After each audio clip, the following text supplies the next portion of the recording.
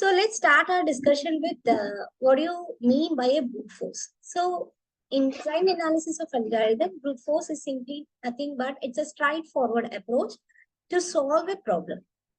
So usually it is based on the problem statement and the definition of the concept is involved. So there are many applications with brute force technique. So these are some of the applications listed here. So those will be of selection sort, bubble sort, sequential search, string matching, breadth first and depth first searching techniques, and closest pair, and finding the convex hull problems. And these are some applications of using brute force technique. Let's we discuss about the advantages and disadvantages of this brute force techniques. Then we are move on to selection sort. So the advantages of brute force algorithm is it is going to find all possible solutions, and it is also guaranteed that it finds the correct solutions to the problems. And this type of algorithm is applicable to a wide range of domains, means for every, for more domains. So we are going to use the straightforward approach, and it is mainly used for solving simpler and small problems, and it can be considered as a comparison benchmark to solve a simple problems and does not require any particular domain knowledge. And coming to disadvantages of a brute force algorithm, it is an inefficient algorithm as it requires to solve solving each and every state. And it is very slow algorithm to find the correct solution as it solves each state without considering whether the solution is feasible or not. And this algorithm is neither constructive nor creative as compared to other algorithms. So these are some disadvantages of brute force algorithm. Let's move on to the selection sort. So before going to understand the selection sort, so we'll see what do you mean by a sorting. So sorting is nothing but we have to arrange the elements in some order. That order, it may be of ascending or descending order.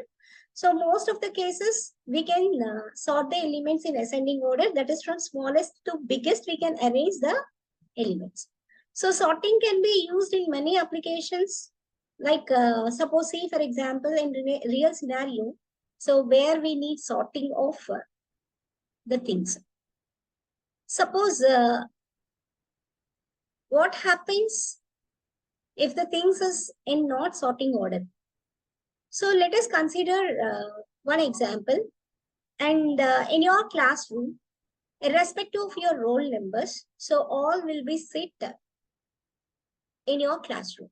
So suppose the faculty is going to conduct one exam, and there she instruct you like you have to write your roll number and your name. And then after ending of your exam, she is going to collect all your papers in one order. Like she is going to collect your papers by roll number wise. Like it starts from roll number 1, 2, and 3, and so on.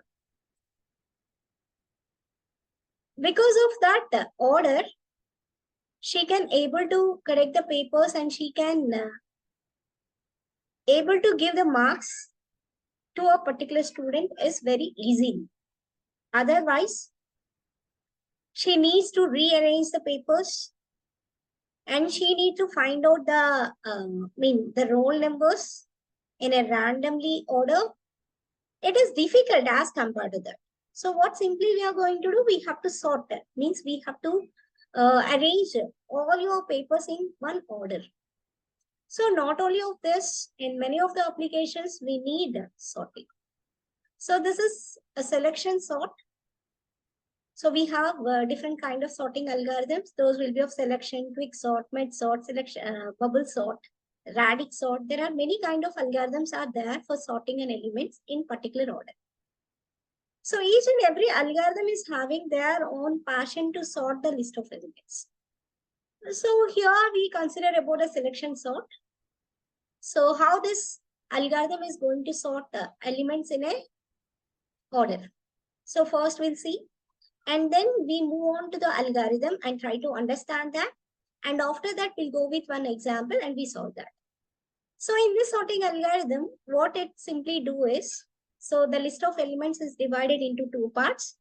And the left part, will consisting all the sorted elements, and the right part will consisting all unsorted list of elements. So initially we consider the left part is empty because that is a taken elements which is not in order. So initially your left part is consisting empty, and the right part will consisting all the unsorted elements. So how the selected, selection sort will work is, the smallest element is selected from the list of unsorted array, and it is trying to swap with the leftmost element in the sorted list. So this process will continue. It moves the unsorted array boundary by one element to the right. So let's see an algorithm. So this is an algorithm for selection sort using brute force technique. So this selection sort algorithm will take array of elements. So the n size is defined here. So the array elements will consider it from 0 to n minus 1. So these are the comments given for this algorithm. So what we are trying to do, we can sort a given array by selection sort, and the input we are consider a of n elements, and index can be taken from 0 to n minus 1, and these array elements are not in order. So now what is the expected output? So we can rearrange all the elements in non-decreasing order. That is nothing but an increasing order from smallest to biggest. So all the elements of your array. And now here we consider two loops, because always sorting is need some comparison. Means we have to compare the adjacent elements, or else we have to compare the element with all the remaining elements in your array in this selection sort. So what simple an assumption will make before we are going to sort an array elements using selection sort is, what are the element we have in your I index, and that initially we considered as a minimum element, because we don't know which element is smallest in your array. So let them start comparison with that minimum element, because we assuming that the value at index I will be the small. And from that we are comparing each and every element in your unsorted array list. So if you find any element is less than this minimum value, we just swap that element with minimum, and again we start comparison with all the remaining unsorted array of list. So until we assign the min value, and we are moving to the left part. So this way, simply the selection sort algorithm will work. So let's try to understand this. So we can run I loop from 0 to n minus 2. So n minus 2 is nothing but the rightmost second element, because we know we have an element 0 to n minus 1. N minus 1 will be the last element. So now your I is the compared element. We need not to compare the n minus 1 element with n minus 1. So because of that reason, the I loop will run from 0 to n minus 2. And we assign min with the I index value every time. And then we start comparison with j. So what your j? J will consisting of all the remaining unsorted elements. Because see, here we start I with 0, then j is always from I plus 1. So if my I index is 0, j is always from 1 to so on n minus 1. If my I is 1, j starts from 2 to n minus 1, like that. So what simply we are doing here, we just compare. So what elements we just compare?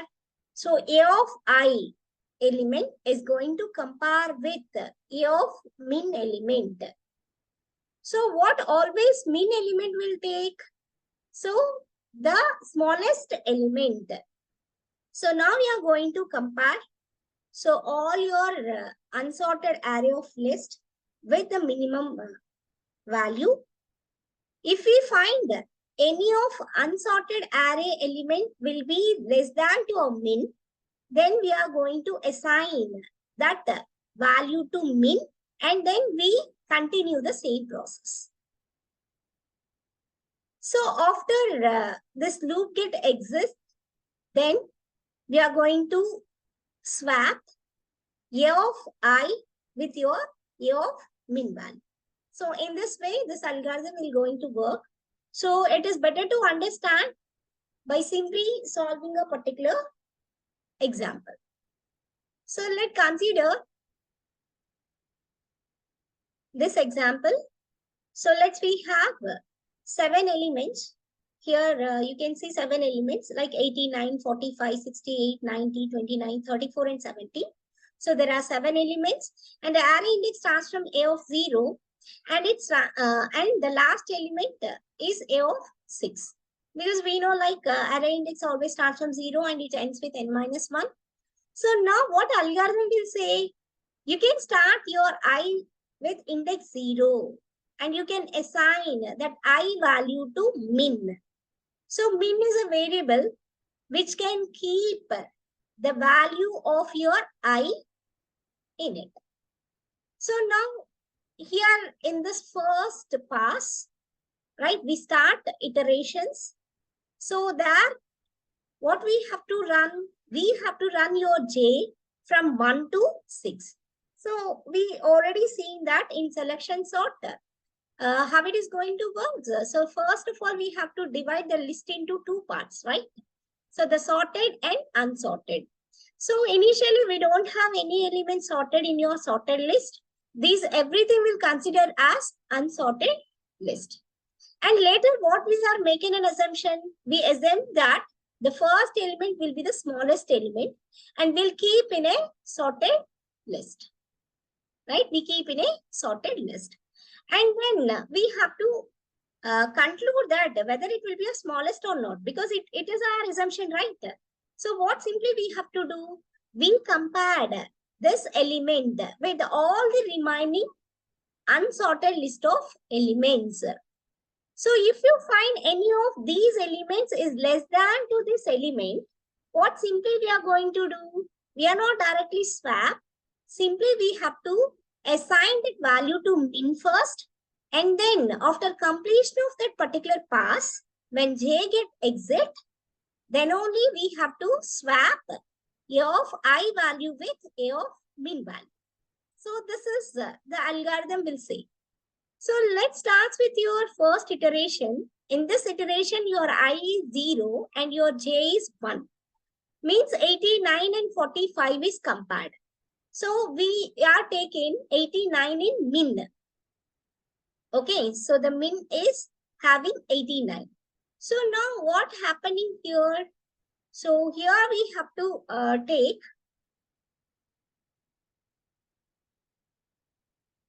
45 is less than 89. So here when compared with this, 89 is not less than to 45. So 45 is lesser. So what we have to do for the next passes, for the next iterations, we can't compare with 89. So we just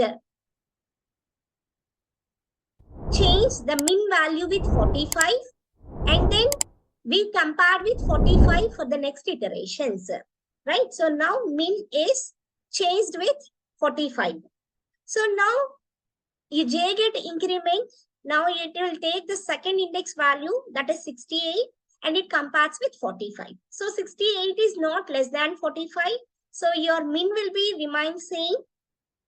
And then it increments your j value by 1. It will get a of 3 element. So that is 90. So again it compared 90 with 45. 90 is also not less than to 45. So again your j get increment. Now the next value is taken as 29. So your min is remain same with 45. So now here in this iteration, 29 is less than to 45. So again what we have to do? We have to change the min value. So initially in previous iteration, the min value is 45, right? Now it is going to change with 29 because as of now, 29 will be the minimum value. So now J get increment and it will take the fifth index, that is 34. So now 34 is compared with 29. So 34 is not less than to 29. So min will be remain same with 29 only. So in the next iteration, J becomes 6. So it will take value as 17. 17 is compared with 29. Yes, 17 is less than to 29. So the min value is changed with J index, that is sixth index, that is 17. So what is the min value after the first pass? That is 17. So now J get try to increment. Now the J value is become 7. So 7 is not equals to or not less than or equals to 6. The condition failed. So J loop get exit. So after it get exit, so what simply we have to do? We have to swap. Right? We have to swap. Okay. The last index value with the I index. So these two elements become swap. So now see, the positions are not swap here. The min element is going to swap with the ith element. So here the ith element is 70 and we are finding the min element at the sixth position. So now these two elements is going to swap. Okay. So now we can find out that 17 is in sorted order. So now we have to move the 17 into sorted list. Now in the next pass, we cannot consider 17 because 17 is already in sorted list. So now your I become 1 and then the min value is 45. Now you consider, right? Now the ith position, that is this index value we consider as a minimum for the next pass. So now what will be the J is I plus 1, right? So now J index is 2. So now it starts comparison with all the remaining elements in your unsorted list. So 45 is compared with 68. So we know 68 is not less than 45. So condition failed. So min value is remain same. And then your J get increment and it will take the next position value, that is 90. And 90 is also not less than to 45. So condition failed. So min is remains with the same value, that is 45. So J get increment. Next it will take the value as 29. So 29 is less than 45. So now the condition is satisfied. So then what we have to do? So we have to change the min value with jth index. So what is the index of J is 4. So in that fourth index, what is the value we have? 29. So now the min value is replaced with 29. So for the next iterations in a same pass, it is going to consider the min value as 29, not 45. Remember that. So now the next J value is taken as 34 and this 34 is compared with 29. So 35 is not less than 29. So we cannot change the min value. It remains same. So J get increment and it will take the next value as 89 and 89 is 29 is compared. So we know 89 is not less than 29. So we cannot change the min value. So min is remain 29.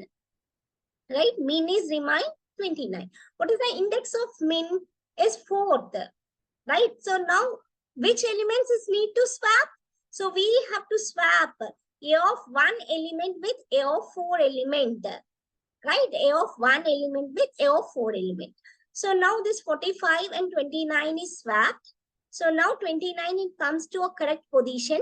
So this part will become, right? This part will become, right? This part will become sorted list. And this the remaining part will consider as unsorted list and it will be taken for the next pass. Okay. So in the same way we have to do. So like in third pass, so this is a sorted array, right? So we cannot consider this part. We can consider only this part for sorting. So for this, I value is 2. And then the min value we consider as 68 only. Okay, we consider as 68 only. And it starts compared with all the remaining unsorted elements, that is 90, 45, 34, and 89. So it start compared with 90. So 90 is not less than to 68. So condition fails. So we need not to change the min value. So min remains same. So then again J get increment, it take a value as 45. So 45 and 68 is compared. So 45 is less than to 68. So now the condition is true. So what we need to do? We need to change the min value with the J index. So what will be the J index? It is 4. So what is the value inside of J index is 45. So now the min value is 45, not at 68.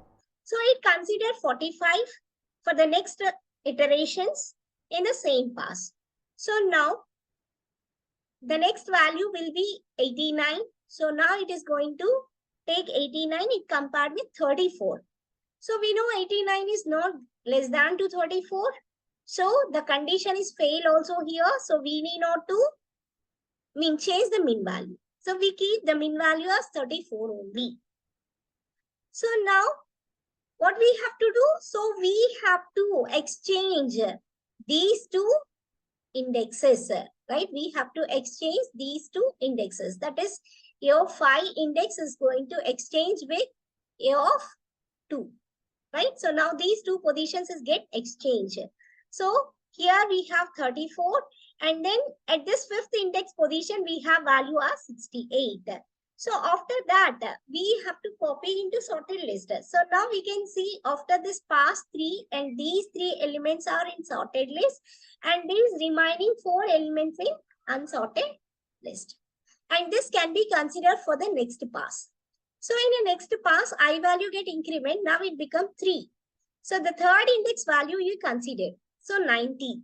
And now we can, assuming that this will be the minimum value. So we are copying min with 90. Right? So min value, what we have a min value? So the min value is, right? The min value is 90. So now that value is compared.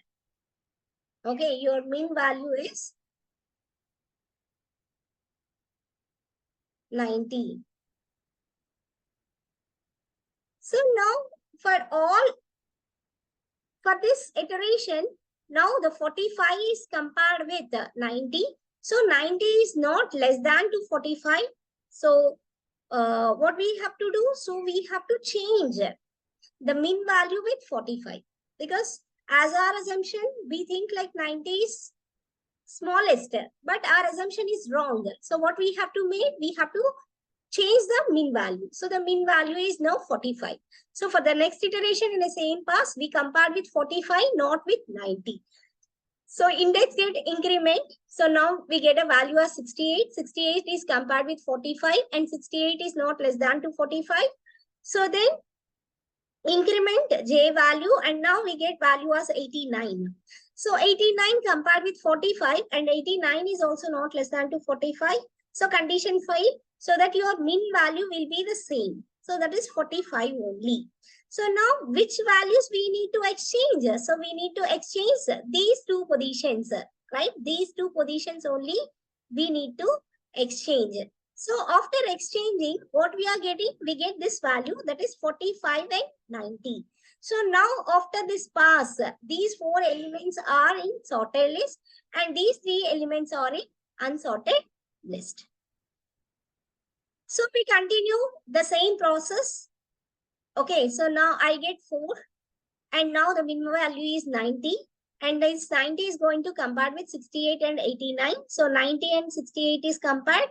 So 90 is not less than to 68. We need to change the min value with 68 in this iteration. So now in the next iteration, 68 is compared with 89. So 68 is less than to 89.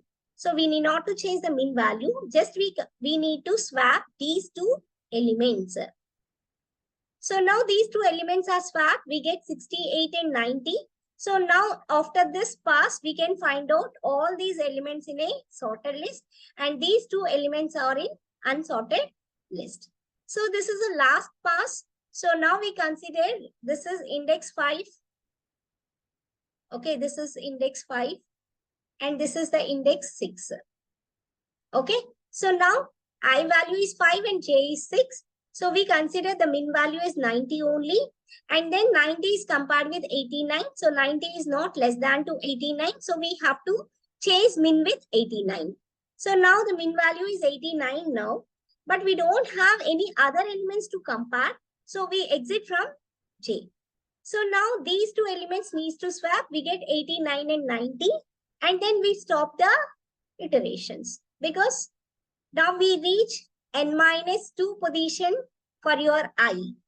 Yes or no? This is your n minus 2 position right there. So we reach I value here. So the two loops get exit so that we can stop the procedure. So now after this step, we can find out all the elements in sorting order. So that will be 17, 29, 34, 45, 68, 89, and 90. So this will be your output. So now coming to a time complexity of this selection sort by using this brute force. This is a straightforward technique, right? So this depends on the size of n. So here we consider in this example, the size of n is 7, right? So now the algorithm basic operation, simply we are considered here the comparison. So even we are making the swapping operation, but every time we are not doing that. So every time we are doing what operation, and that we consider as a basic operation, right? So here in this selection sort, the basic operation is only comparison. So the number of times it is going to be executed, it depends on the array size. So we can consider the time complexity by using this. Like it depends on your algorithm. See here in your algorithm, what we find. See here, your I runs from 0 to n minus 2 and your j runs from I plus 1 to n minus 1. So remember, this is going to be used in your finding the time complexity of this algorithm. So now you can see that is only here. I from 0 to n minus 2 and j from I plus 1 to n minus 1. And here the number of basic operations are only 1. So after we solving this, we are finding that the time complexity of this selection sort is order of n square. So I'll show you how you get this order of n square. So this is a solving of that particular equation. So in worst case, we are going to find out the time complexity for this selection sort. Because for sorting the elements, we need to search for all the elements in your given list of array.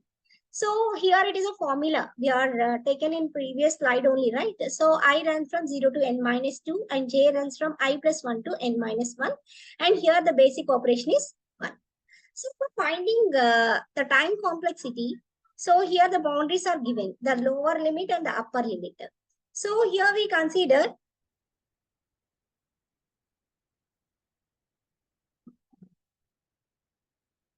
so this will be your upper limit and this will be your lower limit. So here we have two summations, right? So first we are trying to removing this summation. Okay, we are trying to remove this summation.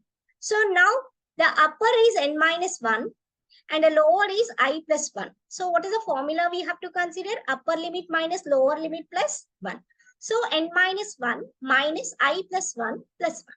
So we have to multiply this minus. So we get n minus 1 minus I minus 1 plus 1. So here plus 1 minus 1 will get cancelled. Now we get n minus 1 minus I.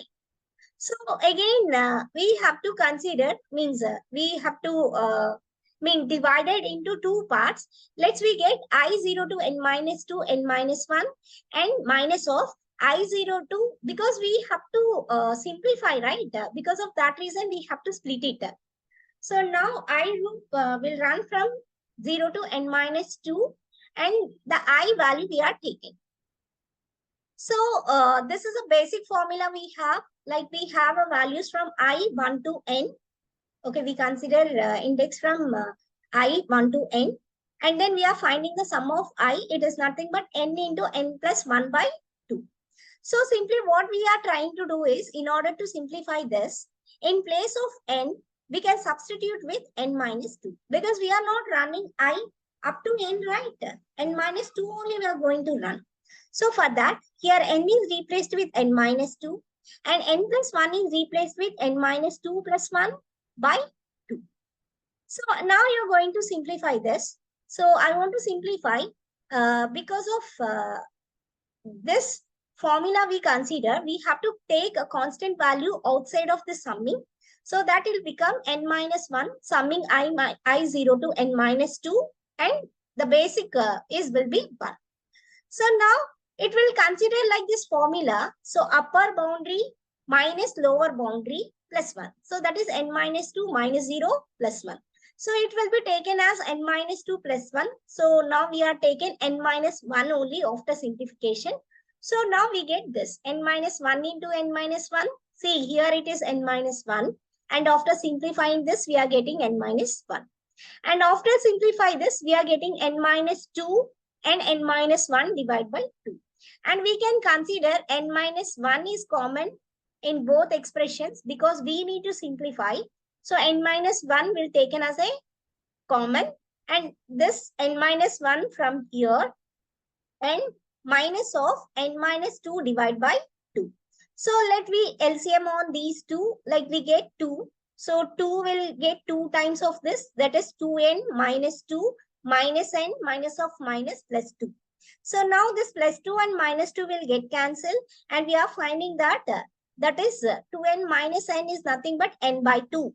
So after simplified this, we are getting n by 2 and here we have n minus 1. So now we have to multiply these two, we get n square minus n by 2, right? So now we know like by asymptotic notation, when we are finding the theta notation, big O or theta or omega notations, so we have to left the constant values and then we have to take only the exponential values for an n. So we consider this n square, right? So now the time complexity we consider as big O of n square because here we are considered as an upper bound, right? So this is the time complexity of selection sort. I hope you all can understand this. Thank you.